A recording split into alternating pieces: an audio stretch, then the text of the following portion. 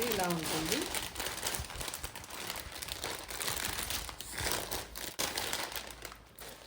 Blouse ఇలా work వస్తుంది, embroidering work, ఇలా మోతీ వస్తుంది.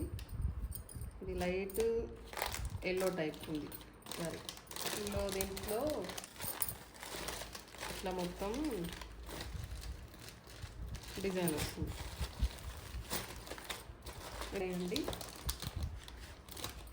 శారీ ఇలా ఉంటుంది. ఇదేమో light parrot green type blouse. ఇది దీంట్లో 3 కలర్స్ అవైలబుల్.